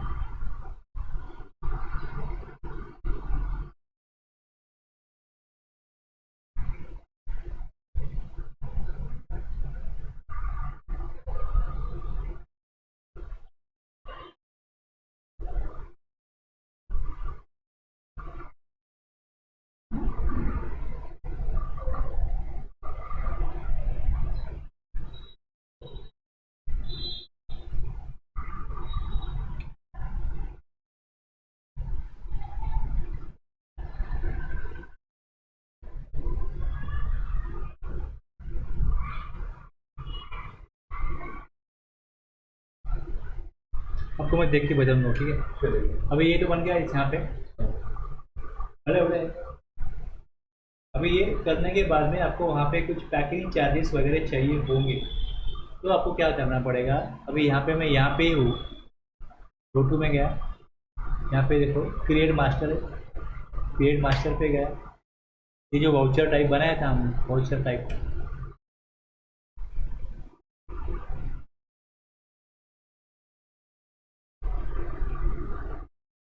GoTo में अल्टर मास्टर है, वाउचर टाइप है, परचेस है, परचेस इमेज है, ये हमने बनाया वैसे आ रहा है ना। अब इसमें आके मैं यहाँ पे क्रिएट करता हूँ, क्रिएट टाइप करा पैकिंग चार्जेस। पैकिंग चार्जेस जैसे हमने परचेस किया तो परचेस के कॉस्ट में आएगा ना पैकिंग भी, तो पैकिंग चार्जेस ये परचेज, या यहाँ पे मैं लिखूँगा पैकिंग चार्जेस ऑन परचेज, तो परचेज। तो अब यहाँ पे देखो ऑप्शन जो मैंने बोला था, अभी इन्वेंट्री, इसकी कोई इन्वेंट्री नहीं होगी, हमने पैकिंग का चार्ज दिया है, कोई इन्वेंट्री रिकॉर्ड नहीं करेंगे कि उसमें प्लास्टिक इतना लगा था उसका इतना चार्ज है, ऐसा कुछ नहीं होता ना, तो इन्वेंट्री नो किया। और नीचे यहाँ पे देखो क्या लिखा है, include in accessible value calculation, include in accessible मतलब जिसके ऊपर टैक्स लगना है उसकी जो वैल्यू है ना, उस वैल्यू में ये वैल्यू ऐड होनी चाहिए, इसे लेजर की पैकिंग चार्जेस की। तो यहाँ पे GST लिखा। अब ये गुड्स है, गुड्स है तो उसकी क्वांटिटी होगी, इसमें क्या रहता है देखो,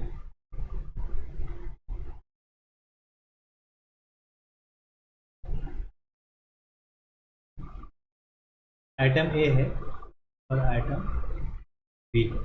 आइटम ए की क्वांटिटी है 200 और बी की है 300, ये क्वांटिटी है। और रेट भी है इसका, इसका रेट है 1000 और इसका जो रेट है वो है 500। ओके, तो इसका कितना हो जाएगा,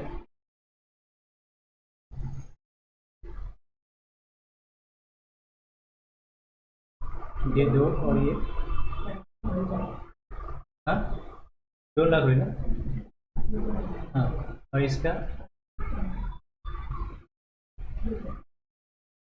ओके ये हो जाएगा। तो अभी इसका पैकिंग चार्जेस समझो है 3500। तो आप पैकिंग चार्जेस का क्या होता है कि जैसी इसकी क्वांटिटी है अकॉर्डिंगली इसमें जाना चाहिए। समझो 5000 है पैकिंग चार्जेस, तो आप बोलेंगे क्वांटिटी के हिसाब से बांट दो, तो ये 5000 है तो इसमें 2000 जाएगा, तो ये 300 है तो इसमें 3000 जाएगा। क्वांटिटी ज़्यादा है ना तो पैकिंग चार्ज ज़्यादा लगेगा क्वांटिटी के हिसाब से। और अगर आप बोलते हो वैल्यू से बांट दो, तो इसकी वैल्यू कितनी है, समझो ये 3500 है, तो इसमें आप दोगे 2000, इसमें आप दोगे 1500,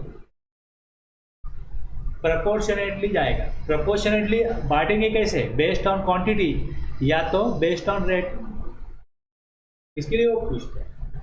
अब कैसे बांटना चाहते हो,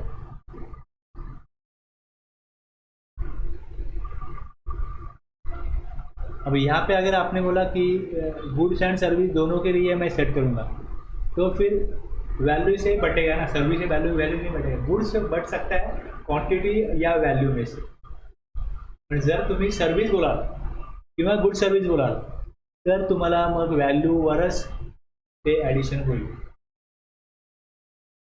सर्विस की कोई क्वांटिटी नहीं होती, सर्विस तो वैल्यू से ही हम लोग अप्रोक्सीमेट करेंगे। ये चॉइस है टैक्स पेयर को, इसमें कोई लॉ में लिखा नहीं लगा कि आप वैल्यू लो या क्वांटिटी लो, जैसे आपको खर्चा आ रहा है वैसे आप वो खर्चे के ऊपर टैक्स देंगे। ओके, तो यहाँ पे डाल दिया पैकिंग चार्जेस, तो पैकिंग चार्जेस जब भी हम लोग एंट्री करेंगे तभी वो वहाँ पे पूछेगा पैकिंग चार्जेस कितने, वो तो डालना पड़ेगा ना आपको, एज यूजर डिफाइंड वैल्यू, फिर वो पैकिंग चार्जेस आप देंगे, CGST AGST आगे।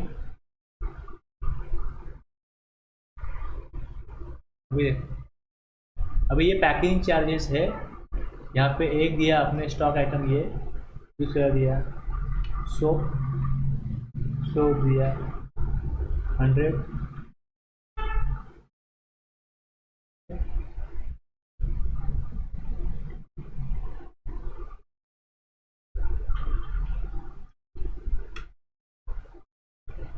अभी अल्ट एक करो, अल्ट एक करो, हाँ अल्ट F1।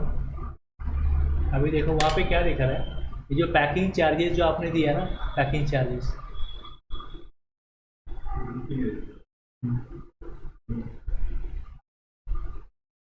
उसका इफेक्ट,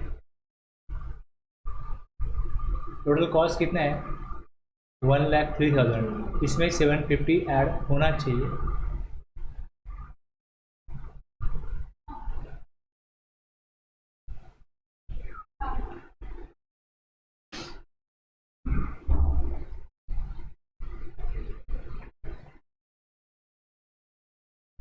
लेजर कौन सा है, पैकिंग चार्जेस, परचेस है यहाँ पे,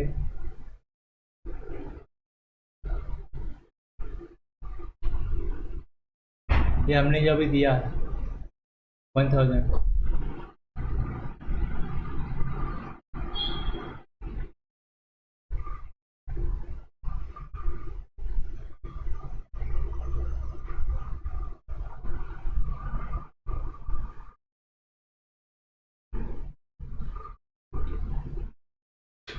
आना चाहिए वो, तो बाकी कटिंग नहीं है उसकी।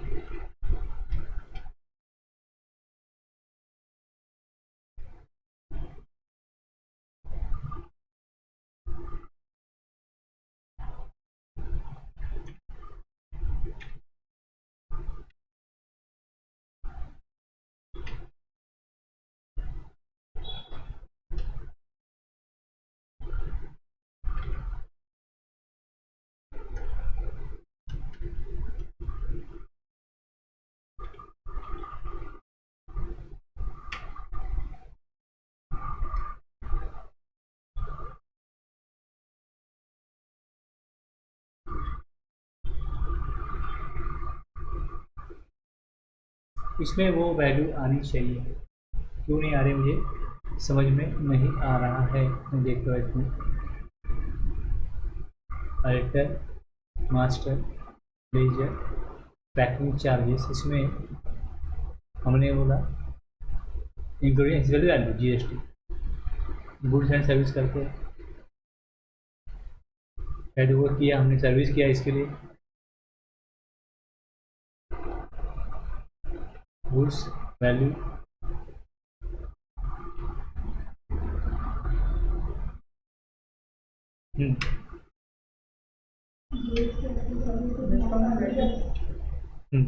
नॉट ॲप्लिकेबल आहे. नाही तुम्हाला परचेस अकाउंट आहे, इन्व्हेंटरी नो म्हटलं आहे, type of ledger not applicable म्हटलं आहे, हे वेगळा ऑप्शन आहे, हा राऊंडअपसाठी वापरला जातो, तर आपण राऊंडअप करत नाही याला. आणि- जीएसटी मध्ये यायला पाहिजे ना, हं? जीएसटी कॅल्क्युलेट व्हायला पाहिजे ना, ते हो, हो. Not applicable GST applicability not applicable उसके नीचे का। नहीं नहीं, वो यहाँ पे अगर आप करते हैं नॉट एप्लीकेबल, यहाँ पे नॉट एप्लीकेबल करते हैं तो ये एप्लीकेबल आप कर सकते हैं, तब इसको एप्लीकेबल कर सकते हैं, क्योंकि हम इसको अलग से वहाँ पे टैक्स लेंगे, वो है। अब इसका कोई एचएसएन नहीं है, इसका कोई रेट नहीं है, तो इसको ऐसा अलग से एप्लीकेबल नहीं है, इंक्लूड करना है इसको इंक्लूड करना है। तो इंक्लूड कैसे करना है? गुड्स के लिए बेस्ड ऑन वैल्यू इंक्लूड होगा वो, उसको सेपरेटली जीएसटी एप्लीकेबल नहीं होगा, क्योंकि हम जो मेन सप्लाई है उसके लिए ये पैकिंग या ट्रांसपोर्टेशन करना पड़ता है। बस इतना ही सेटिंग है।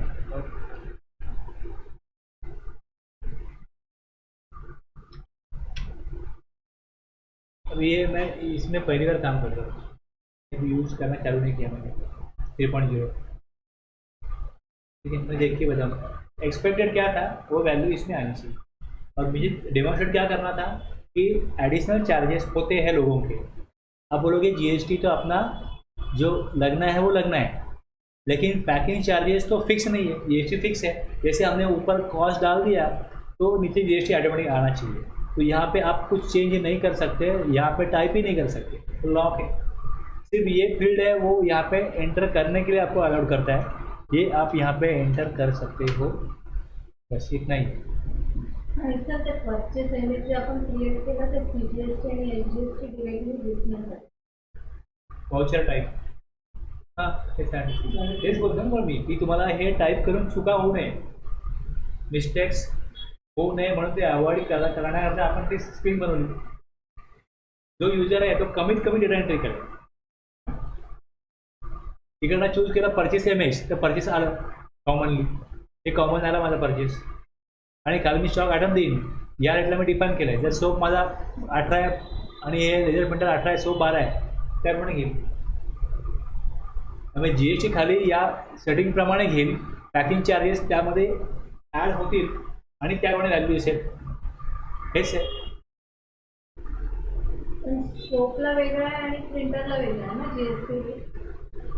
तुम्ही जेव्हा बघता इकडे रेट वेगळा असेल तर वेगळा जीएसटी त्यामध्ये खाली, आता एकच आहे।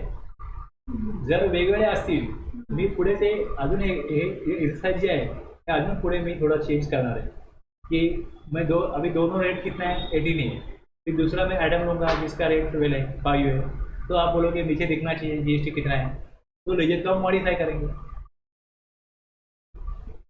उसको चेंज कर। त्यावेळेला जीएसटीचं लेजर नाही मॉडिफाय होणार, परचेस इमेजचं लेजर मॉडिफाय होणार. हां बरोबर ना? हां, व्हाउचरमध्ये आपण जी सेटिंग केली आहे ती आपण मॉडिफाय करणार. ओके, ते अजून ॲडिशनल करणार हां, जसं मी पॅकिंग चार्जेस टाकलं इकडे मी सीजीएसटी घेणार नाही, मग तिकडे मी टाकेन CGST @9% किंवा इनपुट CGST 9%। परत एकदा दाखवा ते फक्त तो लेजर बघा. अभी समझो ये ऐसे आ रहा है, यहाँ पे ऐसे आ रहा है, आगे देखो मैंने एक्सरसाइज को वैसे मॉडिफाई किया है, ये डाल दिया ऐसा, इस तरीके से आपने बना दिया परचेस और ये बना दिया एंट्री, ये कॉमन सब ऐसा ऐसी है, एंट्री होगी, इसके आगे ऐसे प्रॉफिट एंड लॉस में दिखेगा, बैलेंस शीट में दिखेगा। ये मैं क्यों दिखा रहा हूँ कि आपका दिमाग फाइनलाइजेशन के लिए तैयार हो कि हम जो एंट्री कर रहे हैं उसका इफेक्ट कहाँ कहाँ पे होता है। परचेज किया तो पहला इफेक्ट कहाँ पर होगा, तो डी बुक में तो दिखेगा ही, दूसरा दिखेगा परचेज रजिस्टर में। प्रॉफिट एंड लॉस में अगर आप प्रॉफिट एंड लॉस देख रहे हो तो प्रॉफिट एंड लॉस में यहाँ पे जो दिखता है वो सिर्फ वो स्टॉक आइटम की वैल्यू दिखती है, यहाँ पे टैक्स नहीं दिखता।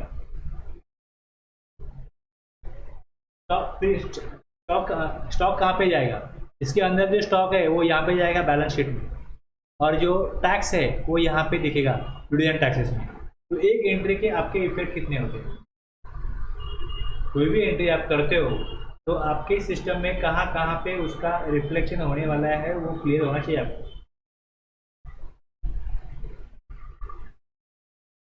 मला एक मित्र आहे तो इंटरव्ह्यूला गेला, तो म्हणतो की मी एवढा वर्ष काम करतोय, याच्या मला 8,000 पगार आहे, मला 25,000 पगाराची नोकरी करायची आहे, मी चाललो इंटरव्ह्यूला.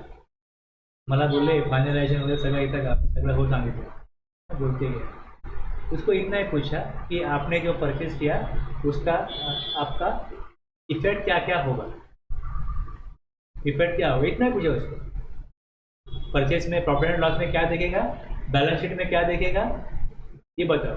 तो उसने क्या बोला, बैलेंस शीट में देखते नहीं हूँ, जो हमारे मैनेजर साहब है वही देखे बैलेंस शीट. जवाब हुआ ऐसा है ना. आणि ये नॉर्मल गोष्ट आहे की तुम्ही सांगा की मी परचेसची एंट्री केली तर ड्युटी अँड टॅक्सेस हे आपलं आपण त्याला ग्रुप दिलाय, ते ऑब्लिगेटली लायबिलिटी गव्हर्नमेंटला पे करायचे, ते तिकडे गेलं पाहिजे. हेही त्याला माहीत नव्हतं. बोललं तू 8 वर्ष फक्त डेटा एंट्रीचं काम केलंय, तू अकाउंटंट नावाला आहे, बोलू काय अकाउंटंट तुला काय येत नाही, तुला हे माहीत नाही की प्रॉफिट अँड लॉसला कुठे काय जातं, बॅलन्सला कुठे काय जातं, तू कसं अकाउंटंट. लोगों को पैसा दे दो और पैसा मांग के लो, इसके अलावा काम किया क्या तूने. प्रॉफिट एंड लॉस में एक एंट्री करने के बाद परचेस की कहाँ कहाँ पे रिफ्लेक्शन होता है इतना ही मालूम नहीं, तो फिर अकाउंट का नॉलेज ही नहीं है. आज स्टूडेंट होगा, साइंस स्टूडेंट होगा, उसको ही पता नहीं होगा, वो फिर भी पता नहीं कॉमर्स का होने के बाद. म्हणून मी या गोष्टी दाखवतो. देखो जो मैं सिखा रहा हूँ उसका एक एक इफेक्ट मैं दिखा रहा हूँ. इतना टाइम क्यों जा रहा है अपने को. अब जेबी पास करोगे एंड में, उसके लिए एक मेंटली आपका एक लेवल बढ़ना चाहिए. वो लेवल पहले बढ़ा के लूँगा मैं, फिर बाद में वो जेबी हम पास करेंगे. ये इतना टैक्स हमने कलेक्ट किया, इतना हमने जेबी में दिखाएंगे कि ये हमारा आईटीसी है, फिर कितना हमारा लाइबिलिटी है, कितना हम क्रेडिट से एडजस्ट करेंगे और कितना कैश पेवर आने वाला है. और समझो आपका क्रेडिट से ही जा रहा है, तो क्रेडिट पहले कितना पड़ा था, अब नया क्रेडिट आने के बाद उसमें कितना एडिशन हुआ, और फिर वो लाइबिलिटी में से क्रेडिट जाने के बाद में अभी फाइनली क्रेडिट कितना होगा. समझो आपका टैक्स हर महीना आ रहा है 10-15 हज़ार और आपका क्रेडिट में पड़ा हुआ है 3-4 लाख. तो 3-4 लाख जो 3 लाख पड़ा हुआ है, परचेज किया तो उसने परचेज 5,000 किया, तो 3 लाख में 5,000 तो बढ़ेगा ना. और जब आपको टैक्स पे करने को आ रहा है 8,000, तो 3 लाख में से 3 लाख 5,000 हो गया और 8,000 पे करना है, तो क्रेडिट में से 3,000 ही जाएगा, लेकिन नया क्रेडिट भी ऐड हुआ ना उसमें. तो ये अंडरस्टैंडिंग होनी चाहिए अकाउंटेंट को कि हमारा पहला वाला बैलेंस क्या था, उसमें से पूरा नहीं गया, थोड़ा जो परचेज किया उसमें का गया, और जो कम पड़ा वो हम क्रेडिट दे रहे. तो पहले वाले क्रेडिट में नया क्रेडिट कितना ऐड हुआ और जो पहला क्रेडिट पड़ा हुआ था उसमें से कितना कम हुआ जब लायबिलिटी हमने पे की. तो क्लियरिटी से आपको सोचना आना चाहिए कि काम कैसा चल रहा है, हम जो भी एंट्री करते हैं उसका इफेक्ट कहाँ कहाँ जा रहा है. प्रॉफिट एंड लॉस में कहाँ क्या जा रहा है, बैलेंस शीट में कहाँ क्या जा रहा है. इनकम टैक्स फाइलिंग में क्या करते हैं, जो बैलेंस शीट में है वही डालते हैं, प्रॉफिट एंड लॉस में वही डालते हैं. तो अकाउंटेंट को वो क्लियर होना चाहिए कि हमारा बैलेंस शीट और प्रॉफिट एंड लॉस हम कोई भी एंट्री करते हैं, एक्टिविटी करते हैं, तो कैसे कैसे अपडेट होता है. वो अगर उसको क्लियर है तो उसको फाइनलाइजेशन समझ में आ रहा है, उसके काम का भी तो आना चाहिए उसको, कितना काम वो कर रहा है उसके लिए वो जिम्मेदार है, उसका उतना क्लियरिटी आनी चाहिए उसको. एक चीज़ ये नहीं हो रही है वर्क, वो मैं देख के बताऊंगा आपको, ठीक है. समझ में आ गया. अभी आप यहाँ तक आए, यहाँ तक पहुँचे, फिर आगे जाके उसमें चेंज किया, इसीलिए दिख रहा है ये परचेस, ये सेल, ये जीएसटी का रिपोर्ट में क्या रिफ्लेक्शन होगा वो दिखाया. अभी लेजर को चेंज किया, इसको चेंज किया, जो पहले वाला था अपना सीजीएसटी एजीएसटी उसको चेंज करके 9% अल्टर करने को बोला कि इसको चेंज करो. फिर इसको अल्टर कर किया, अल्टर करने के बाद में इसको चेंज करने के लिए इसमें गए, इसमें जाने के बाद जो आपका सीजीएसटी और एजीएसटी था उसको हम चेंज करके अल्टर, नया नहीं बनाएंगे, उसको चेंज करके ये करेंगे, और फिर दूसरा बनाएंगे 6% वाला. हाँ, वो 2 बनाएंगे तो इस तरीके से चेंज होगा अपना स्क्रीन, ऐसा हो जाएगा आगे 6 वाला 2, 9 वाला 2, और फिर जाके ये ऐसा करेगा, ऐसा स्क्रीन दिखेगा आपका चेंज होने के बाद। एक चीज़ मैं एक बार इसके लिए नहीं बताता हूँ कि कभी आपका माइंड क्लोज होता है, कभी आंखें बंद होती है, कुछ भी करने दो। एक चीज़ को मैं 4-5 एक बार बताऊँगा तो फिर एक बार आप चूक गए, दूसरी बार तो आपको मिल जाएगा। तो वो चीज़ों को मैंने ऐसे ही बनाया है। अभी कोई आदमी सुबह घर से 7 बजे घर से निकलता है और रात को मेरे पास 8:30 बजे क्लास को आ रहा है, वो भी बारिश में भीगते हुए, वो सब सुनेगा ही नहीं, पॉसिबल ही नहीं। ये उसको सीखने की इच्छा है। मेरे को कॉल कर, सर मैं भीग गया, आओ गया, मैंने आ जाओ। मैं जब बैठा उसके लिए मैं आधे घंटे से वेट कर रहा हूँ, अभी उसको लेट हो रहा है, भीग गया है, बैठो आके, प्लास्टिक की चेयर है, पानी वहाँ पे गिरेगा तो कुछ नहीं होगा, बैठो। अब वो थोड़ी इतना सब कुछ सुन पाएगा, नहीं सुन पाएगा ना। तो एक्सरसाइज में 2-3 बार मैं वो चीज़ रिपीट करता हूँ, बोलता हूँ तो रिपीट करता हूँ कि वो समझ में आ जाए।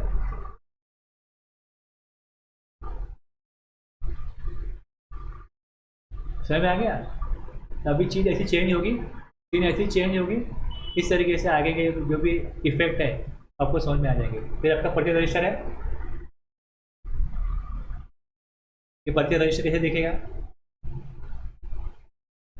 फिर क्लोजिंग एंट्री है, फिर आप जेबी पास करोगे कि आपको क्रेडिट कितना है, आपका लाइबिलिटी कितना है। तो ये सारी चीज़ों का आगे जाके आप क्लोजिंग करेंगे। फिर परचेज हो गया, फिर ये सेल है, सेल का ऐसे बना हो गया। सेल का भी ऐसे पहले से प्लानिंग है अभी कि आपको 4 रेट बनाने हैं, 2 रेट है, 2 रेट में 2 अथॉरिटी है, CGST GST, तो वैसे 4 लेजर हो जाएंगे। और सेल की एंट्री करेंगे, सेल की एंट्री करेंगे, उसके बाद में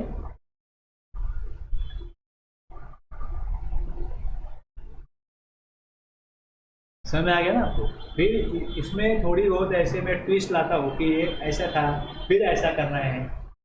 तो इजी मैंने कुछ रखा नहीं है, कॉम्प्लिकेशन नहीं रखा है, कॉम्प्लिकेटेड बनाया है क्योंकि आपको सिस्टम समझ में आ जाए।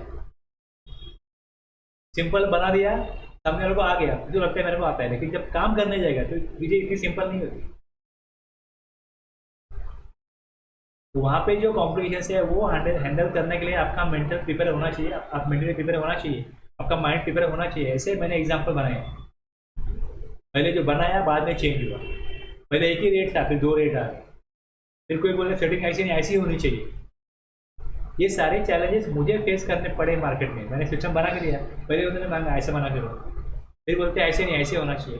तो बहुत बार मुझे सिस्टम को चेंज करना पड़ता है क्योंकि रिक्वायरमेंट जो देते हैं वैसे मैं सेटिंग करके देता हूँ।